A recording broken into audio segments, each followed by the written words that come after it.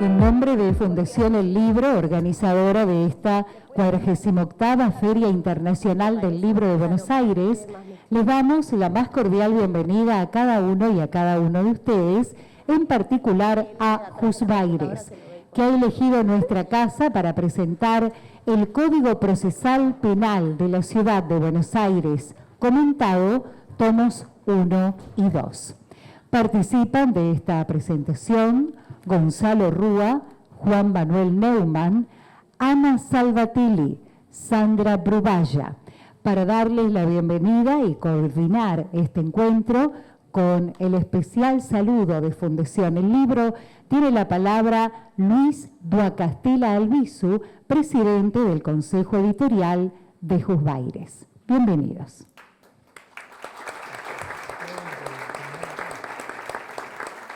Bueno, muchas gracias por venir. Es una alegría y un honor presentar este libro en la Feria del Libro. Yo soy el presidente del Consejo Editorial, pero desde el 10 de diciembre hasta ese momento fue la doctora Salvatelli. Y esta obra se trabajó durante su gestión y no la mía, así que no me voy a llevar los méritos de esta publicación.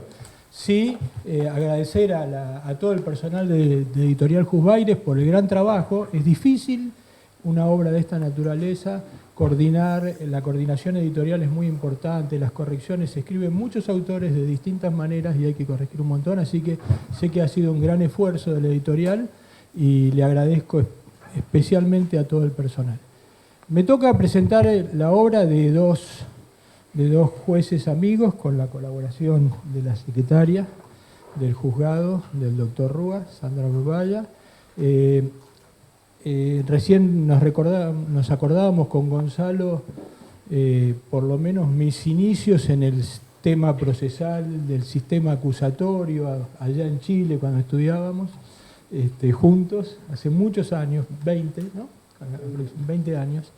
Y las charlas que teníamos sobre esto y la idea que teníamos, todavía no teníamos en ese momento un código procesal penal. Eso vino, este código procesal penal, con algunas reformas bastantes que en mi opinión lo empeoraron, pero con reformas al fin, empezó a regir en el año 2007. Y como dicen los autores en su presentación, este código es de segunda generación, no es los primeros códigos acusatorios como el de la provincia de Buenos Aires, pero todavía es un código de una estructura compleja. Los autores lo han trabajado muy bien y han volcado toda su experiencia. ¿Por qué es importante un código procesal penal? En principio, lo que me gustan de los códigos procesales es que son derecho público local, es decir, es mucho más federal que otras normas, en el sentido de que cada estado provincial, y en la ciudad de Buenos Aires como ciudad-estado provincial, tiene su propia forma de tramitar los conflictos penales. Y la importancia que tiene el Código Procesal Penal es que la Convención Americana de Derechos Humanos se refleja claramente en este tipo de normas. Es decir, si nosotros vamos a buscar dónde está la reglamentación de esa convención, la vamos a encontrar en el Código Procesal y sobre todo en el de la Ciudad de Buenos Aires. Goldschmidt decía que la forma en que un Estado estructura la resolución de sus conflictos penales es el termómetro de sus garantías constitucionales. Y Roxin va un poco más a esa señal de alarma de un termómetro que nos podría indicar alguna fiebre, y habla que es el sismógrafo del sistema constitucional de un país. El derecho procesal penal, la garantía de los individuos, esa dialéctica entre eficiencia, necesidad de llevar a juicio y sancionar al responsable de haber cometido un delito, y las garantías de esa persona frente a este poder del Estado, las tiene que resolver el Estado. ¿Y cómo las resuelve? En esta norma, en el Código Procesal Penal. Los autores han trabajado, han coordinado la tarea de muchos funcionarios y algunos jueces también del Poder Judicial de la Ciudad. No los voy a nombrar porque me voy a olvidar, la larga lista está al principio, han trabajado cada uno en un sector del Código. Yo realmente agradezco la tarea de los directores, del doctor Gonzalo Rúa, y del doctor Juan Manuel Neumann, con la colaboración de la doctora Sandra Bruballa, y le voy a dar la palabra a mi colega y responsable de esta edición, Ana Salvatelli.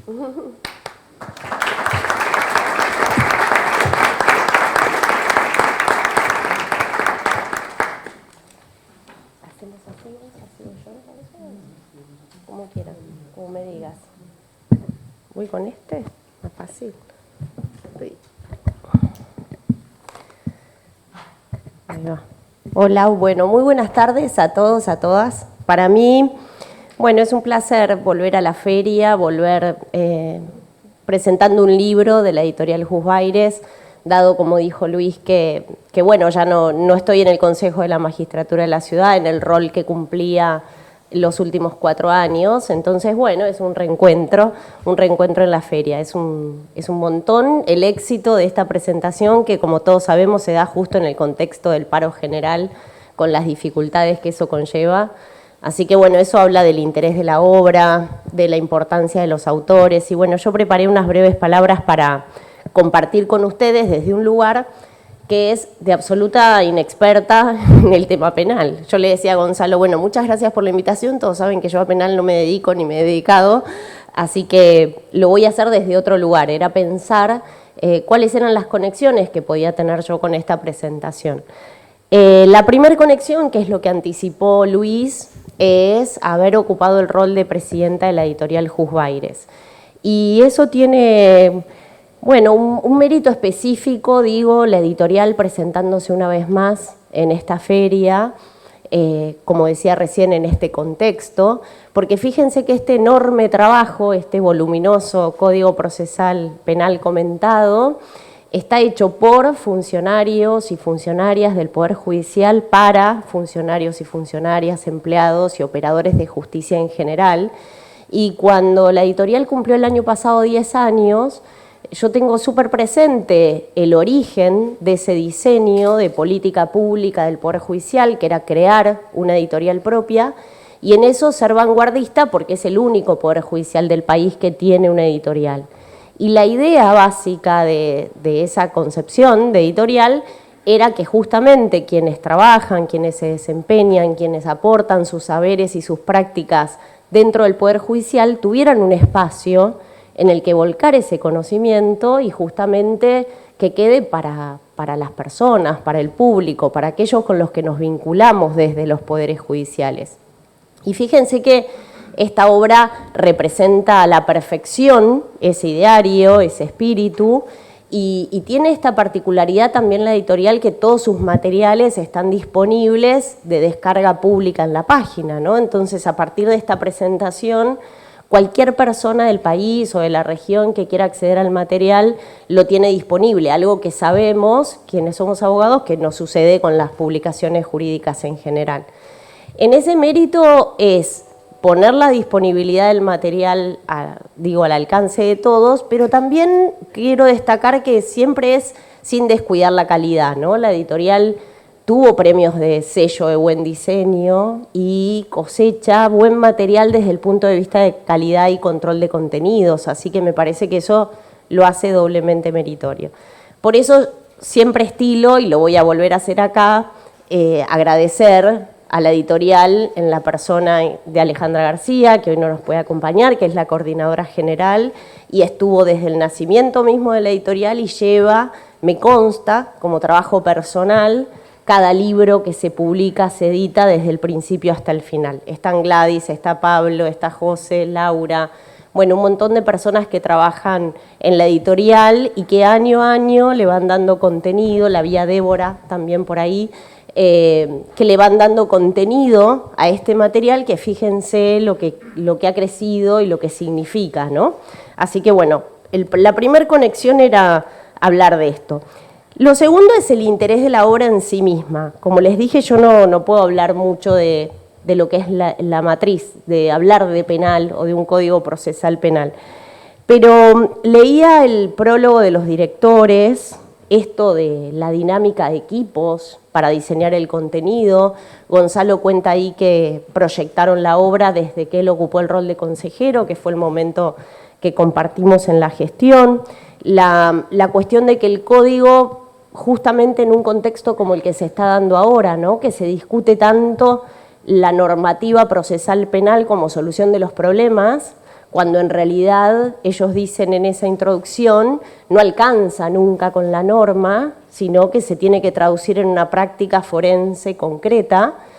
Y lo que cuentan referido a lo pionero del código, lo vanguardista y la distancia que había después en su implementación, o cómo los sistemas eran mixtos luego del diseño original, hace que sea una obra clave, por lo que termino de entender, para que sean justamente ustedes los protagonistas de la ejecución de este código, quienes puedan acercar a los litigantes, a las partes, el verdadero alcance de estas normas, ¿no? Todos sabemos que uno de los desafíos de los poderes judiciales es hacerse entender, hacer entender los procesos y acercarlos a las personas.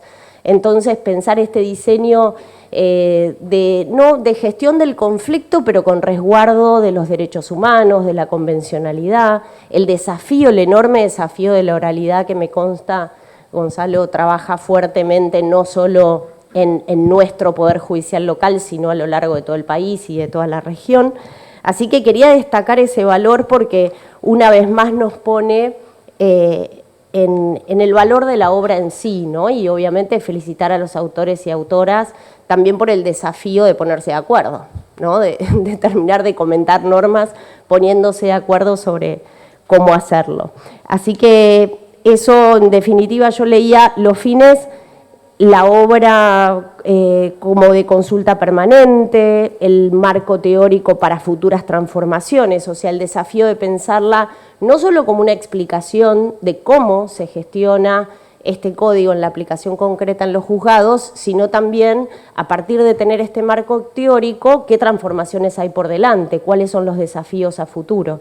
Así que me parece que bueno, el valor de la obra en sí misma es y anclado en una editorial como esta, me parece que puede tener una expansión. Creo que lo lindo de los libros y lo que nos convoca hoy es que una vez que están editados y uno lo deja ahí, bueno, no sabe a qué manos va a llegar, no sabe cómo ese conocimiento se expande y bueno, y uno siempre recibe una devolución, ¿no? Una crítica, a veces positiva, a veces no, pero es justamente poner a consideración de todos lo que con esfuerzo uno escribe, dedica y queda ahí para el acervo público, ¿no? Así que lo último, la tercera conexión, son los agradecimientos, en este caso a los directores, a Juan Manuel, que me tocó conocerlo en el último tramo de mi gestión como consejera, y muy especialmente a mi amigo Gonzalo Rúa, con quien compartimos ese desafío de ser consejeros de la magistratura, que fue arduo, por cierto, pero bueno, tenemos en común esto de disfrutar y buscar siempre los desafíos académicos, de tratar de escribir, pensar, reflexionar, darle ese contenido. Entonces no dudaba, cuando hizo esta propuesta, de que finalmente la íbamos a ver convertida en realidad, más allá de lo que el tiempo llevara. Y bueno, y acá está, es una obra enorme, voluminosa, que invita a felicitar a los autores, a las autoras, y que bueno, desde ya descarto va a ser un éxito. Así que muchas felicitaciones.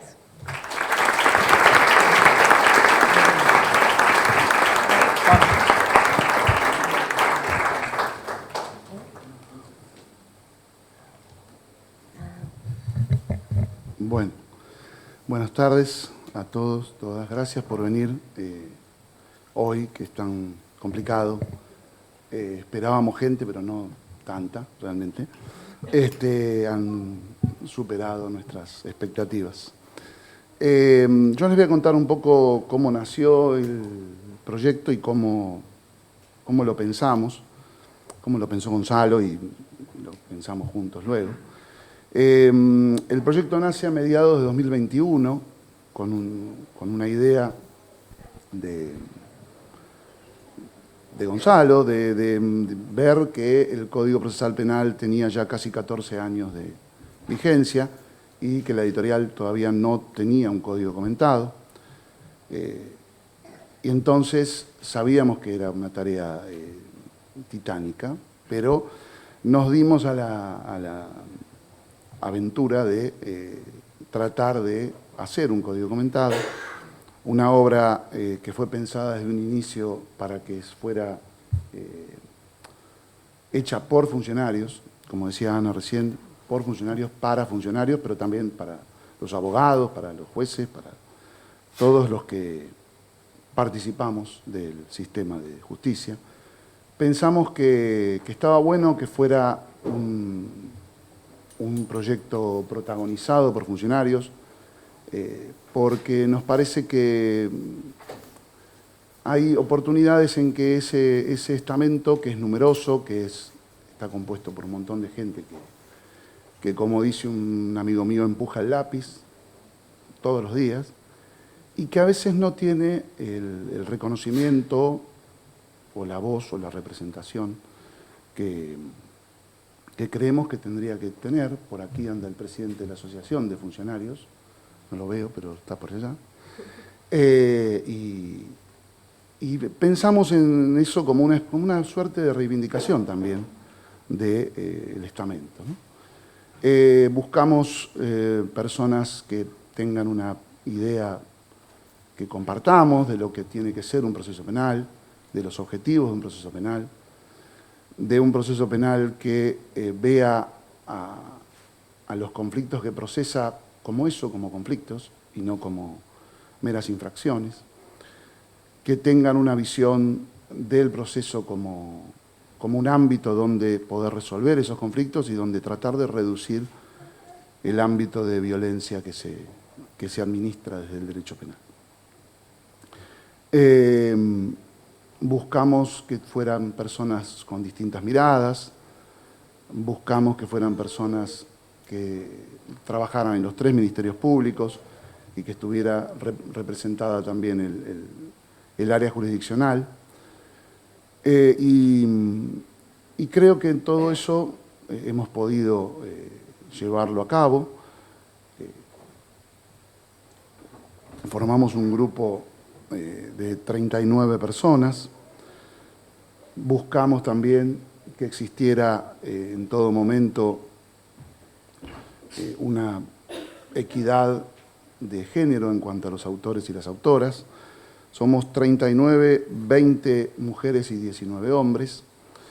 Y ahora voy a nombrarlos porque me parece que es tedioso pero necesario darle el reconocimiento que todos tienen, porque todos aportaron lo suyo para que hoy esta obra pueda ser un hecho.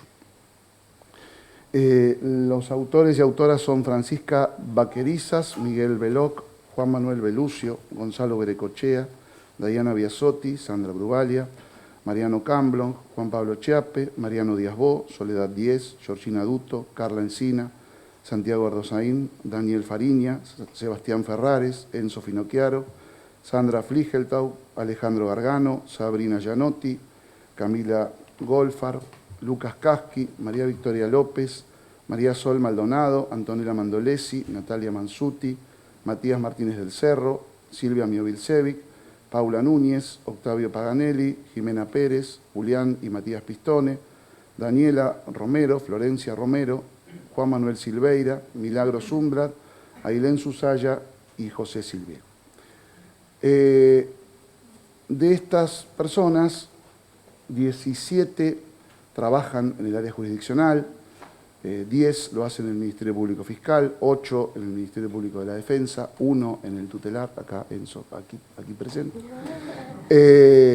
Y 3 personas trabajaban en la jurisdicción cuando comenzó el proyecto y hoy lo hacen en el Ministerio Público Fiscal. Hacer una obra tan grande, con tanta gente, es una tarea muy compleja.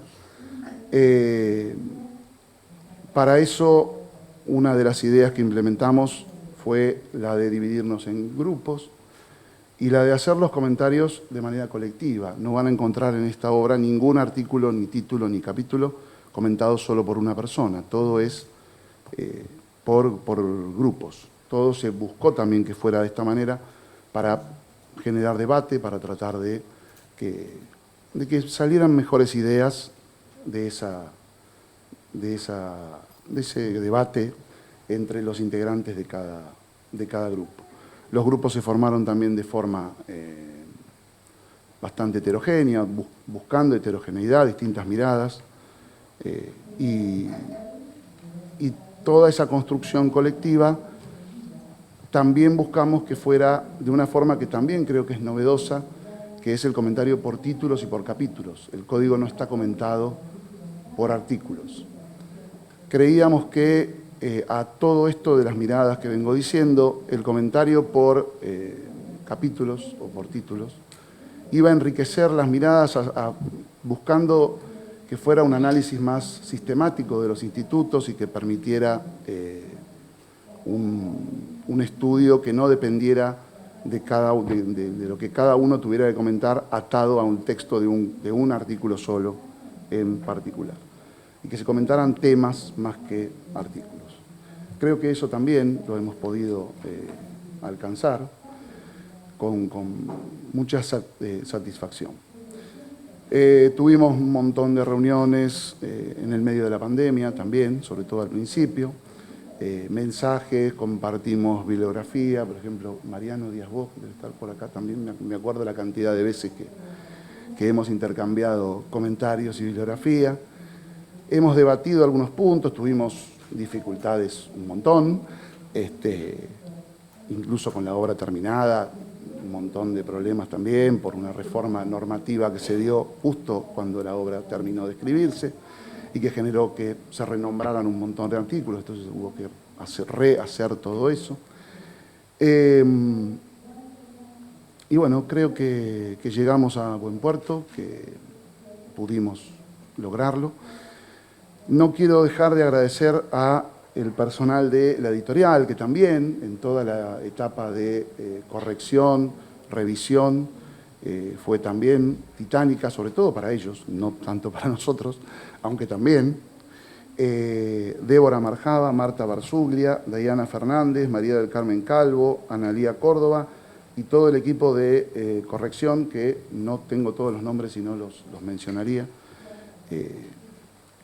Eterna gratitud por los intercambios y por lo que costó, que sé que es una obra muy grande y costó mucho.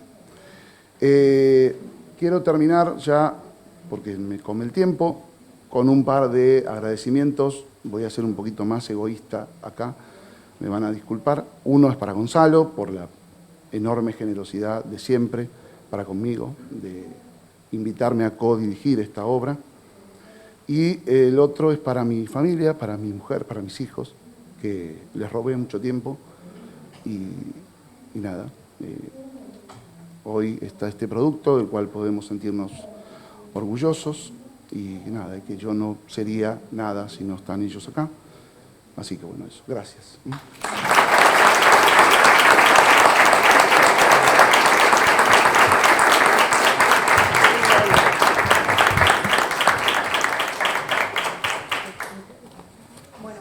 ¿Se escucha bien ahí?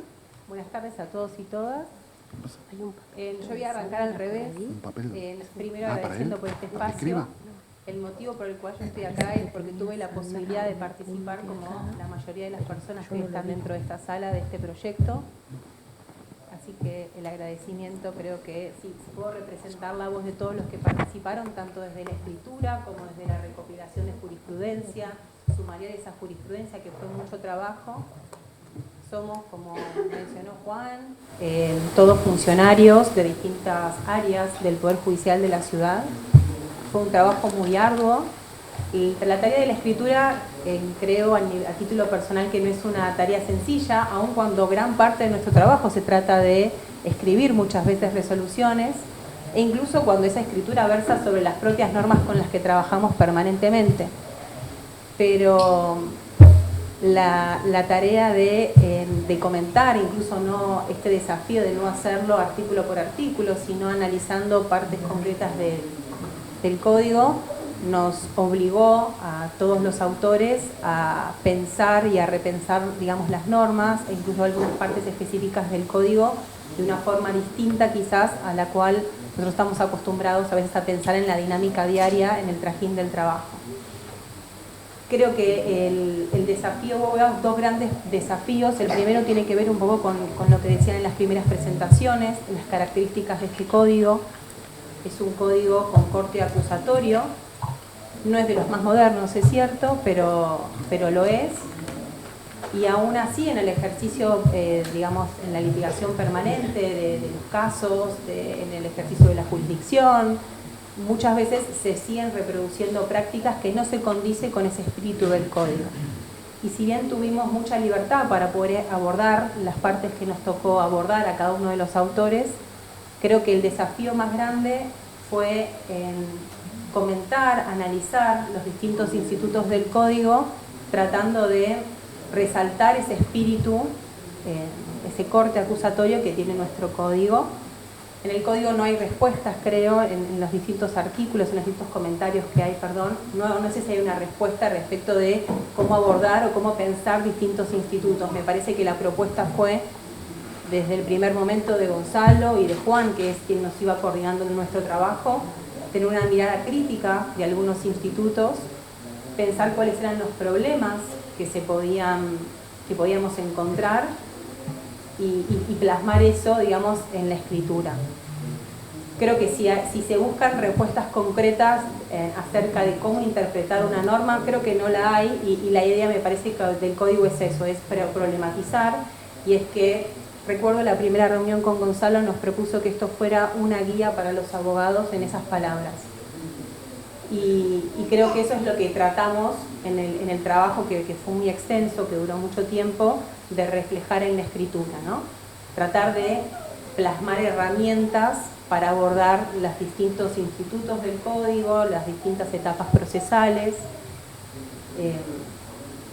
Eso con respecto, digamos, al primer desafío. En cuanto al segundo desafío, creo que tuvo que ver también con que a partir de la reforma del 2018, cuando se introducen también en el código algunos institutos más novedosos, fue también ver de qué enfoque se le daba a esos institutos, por ejemplo, no sé, las medidas especiales de investigación, la introducción de plazos muy concretos y muy regulados para la investigación preparatoria. Se me ocurren ahora ejemplos en este momento, pero sin duda debe haber muchos más. Y cómo abordar esos temas que incluso en los códigos comentados que ya existían para ese momento eran temas que no estaban desarrollados. Y eso fue un desafío muy grande, pensar en los problemas de los institutos, abordarlos también, qué problemas podían tener, trabajar mucho con derecho comparado. En ese sentido creo que fue muy enriquecedor, complejo al mismo tiempo, pero creo que enriquecedor, y deseo realmente que este espíritu inicial que gestó el código, que tiene que ver con esta guía práctica para los abogados, efectivamente pueda cumplir su razón de ser en la práctica. Nuevamente agradecer, darle el espacio ahora a Gonzalo, digamos, que me parece que es el que tiene mucho más para decir sobre esto desde tu rol. Agradecer a las personas nuevamente que participaron de esta obra, y agradecer por el espacio en este panel, porque, insisto, en definitiva yo represento a todos los que trabajaron mucho para que el libro o la obra pueda estar hoy presentándose en esta sala. Muchas gracias.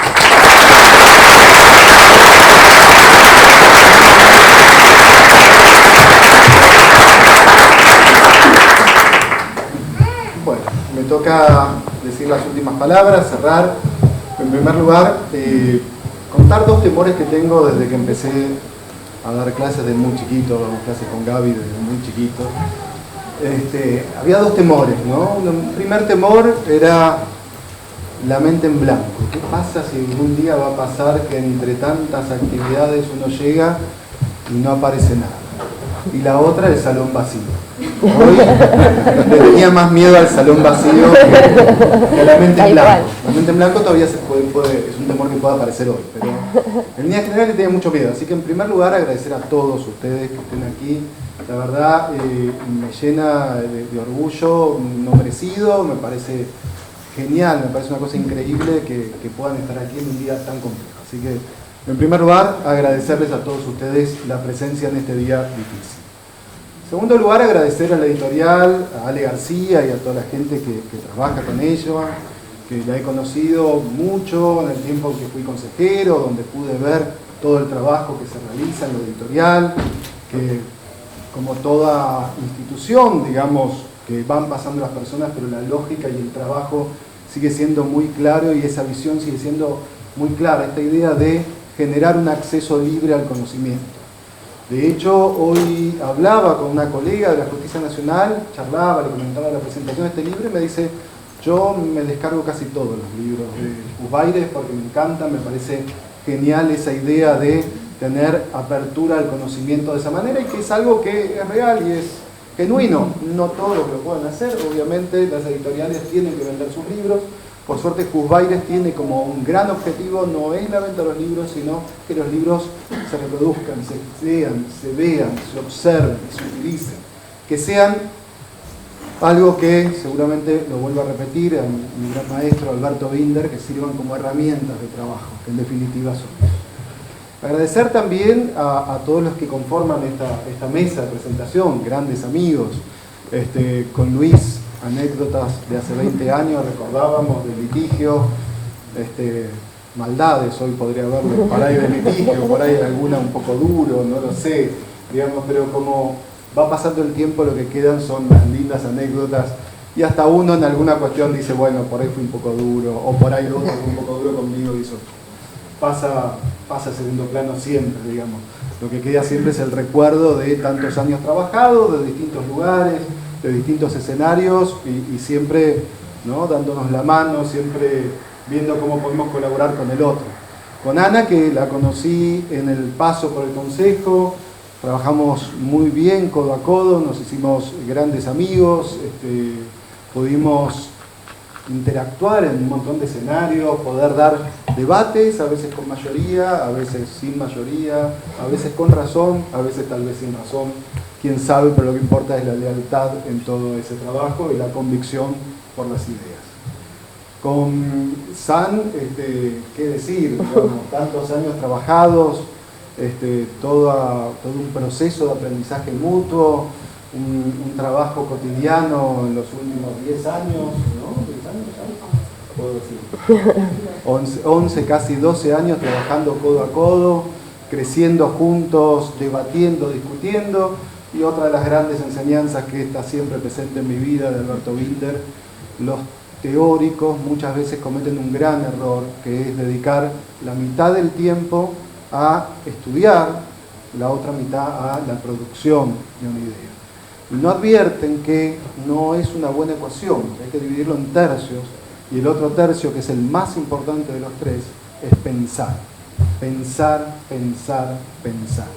Dedicar ese tiempo a pensar para tomar las decisiones, para que las decisiones no sean contradictorias, y eso es un gran aprendizaje. Y de Juan, ¿qué decir, digamos? Mi alter ego, digamos, está equivocado, yo le he agradecido, Juan soy yo, son 20 años y penetró tanto en mí la personalidad de Juan que justo anoche tenía un sueño. No va a ser una gran aventura. Si están esperando un gran final, no es un gran final. Pero en el sueño lo que ocurría es que Juan no era juez como es hoy en día, cuyas palabras, digamos, en su presentación en la audiencia pública me mostraron que había entendido todo, digamos, o por lo menos lo que yo tenía para darle lo he entendido perfectamente, pero en ese sueño no ocupaba ese cargo, ocupaba un cargo, no recuerdo si era defensor o fiscal auxiliar, pero caducado. Entonces me decía, no, vuelvo al juzgado. Y yo creo que en el sueño alguna sonrisa, más allá de su tragedia, se dibujaba en mí. Es una persona que claramente me ha marcado a lo largo de los años y no hay historia de vida personal que Juan no esté presente, así que siempre agradecido, como te digo, soy yo. De la obra, a ver, lo primero, me enorgullece el resultado, la verdad. Hoy lo miraba con un poco más de detenimiento, todo lo que fuimos trabajando. Si hay algún mérito que tengo yo, es un mérito muy chico, que es el haber trabajado con Juan en la selección de las personas que podían llevar adelante este proceso, en fijar directrices, porque lo que queríamos era algo bastante complejo. Una obra colectiva suele ser que A piensa más en el derecho, no sé si el derecho penal será una marca distinta o no, pero hay 5 que piensan que sí, otros 10 que piensan que no, y están los otros 50 que tienen una postura ecléctica. Entonces está la excepción A, la excepción B, la excepción C, y una obra colectiva corre ese riesgo de caer en contradicciones constantes. Entonces ese era un riesgo muy fuerte, y a la vez queríamos darle libertad a los autores para que se sientan cómodos, que puedan expresar su línea de pensamiento. Entonces pensamos en este diseño que era trabajar en equipos, ¿no? Esta idea novedosa de trabajar en equipos, de evitar el comentario al artículo uno por uno, porque a quién le importa el artículo que dice que los actos procesales, ni sé si lo dice, porque yo no soy muy positivista, los actos procesales se deben establecer o escribir en el idioma nacional. Sí, sí, ¿Qué se puede, dice? Sí. ¿Qué se puede comentar de eso? Absolutamente nada, es un desgraciado el que le toca comentar ese artículo. Por eso lo que pensamos es que los equipos tengan capítulos con complejidades y capítulos sin complejidades, y que puedan trabajar entre todos, y entre todos no definamos cada artículo, sino trabajemos títulos y capítulos, que es mucho más rico. Y de ese lugar fijamos algunos objetivos que nos parecían inclaudicables. Digamos, en estos puntos nosotros no íbamos a ceder en lo más mínimo. ¿Y cuáles eran esas ideas? Eran bastante simples, pero de tan simples que son, los abogados en líneas generales las perdimos de vista.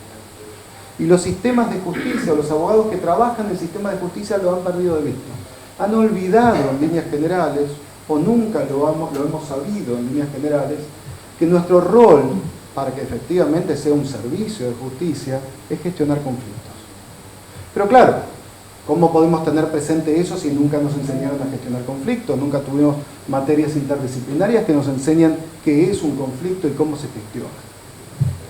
Hace poquito, el año pasado, dando unas clases en México a jueces, empecé a escribir algunas cosas que están por ahí todavía perdidas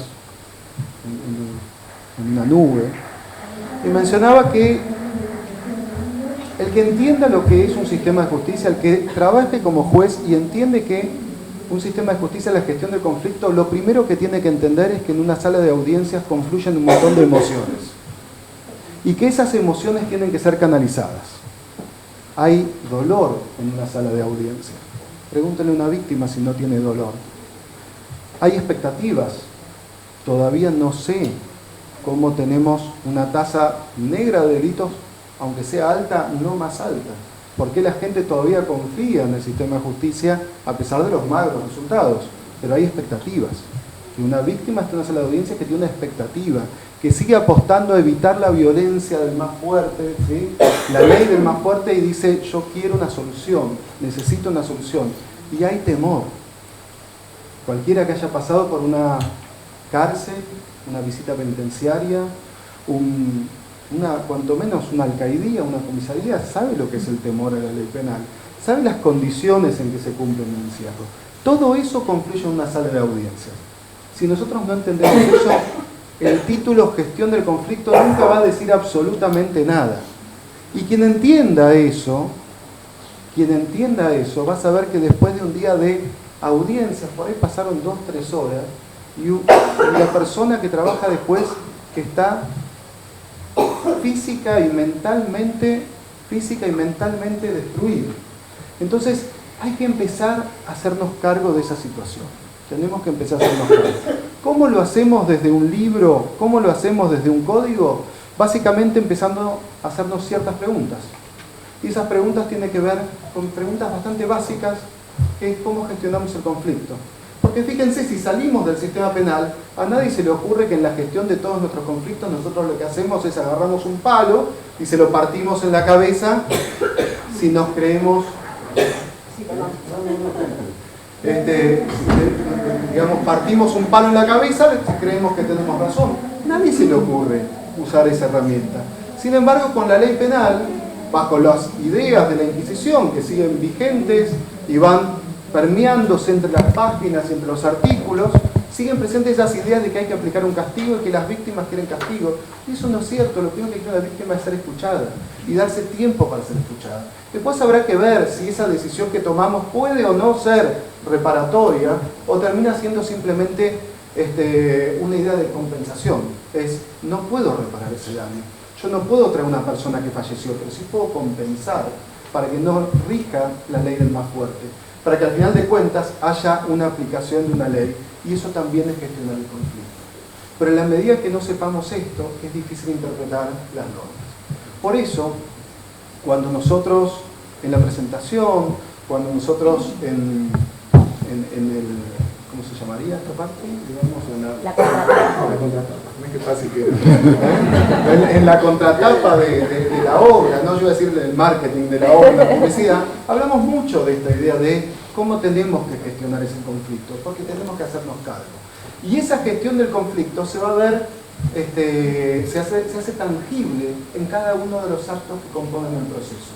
No ya apartándonos de un punto que es una idea que estamos trabajando y queremos irnos, no queremos más un derecho procesal penal, un estudio del proceso penal secuencial. Eso no tiene nada que ver con el proceso penal. El proceso penal no es secuencial. Habrá pasos y etapas para gestionar el conflicto. Entonces, nuestra propuesta siempre fue que en cada una de esas etapas veamos cómo podemos gestionar el conflicto y cómo podemos brindar herramientas a los operadores del sistema para que entiendan desde la lógica que les estamos hablando y que desde allí puedan utilizar las herramientas que tienen para tratar de solucionar ese conflicto.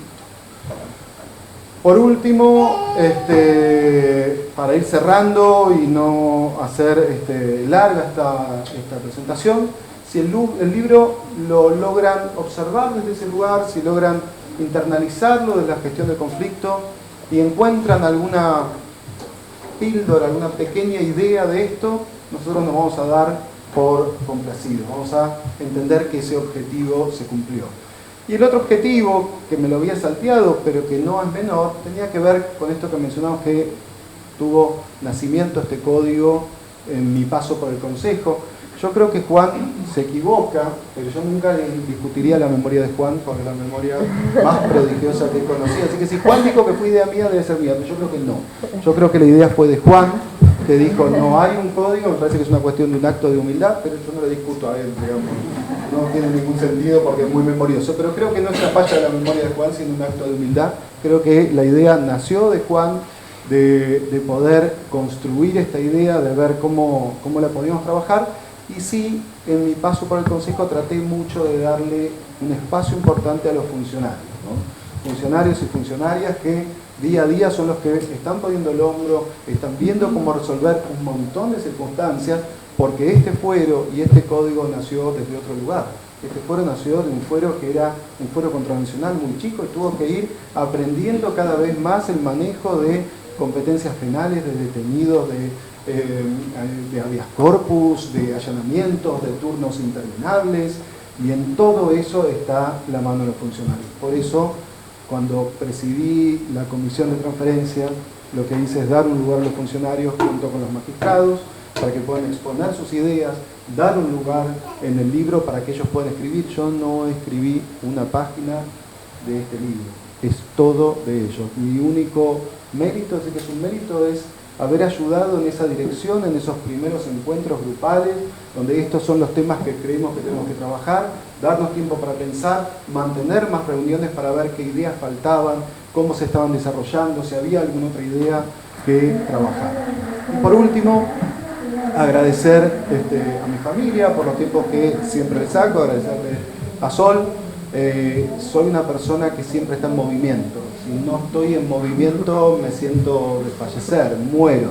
Tengo que estar siempre en movimiento, no me quedo con alternativa, no me sale de otra manera. Y eso obviamente, la vida es muy corta y quita muchos tiempos personales, familiares y a veces es complejo. Así que muchas gracias por el tiempo y muchas gracias a todos ustedes de corazón por haber estado aquí en esta presentación.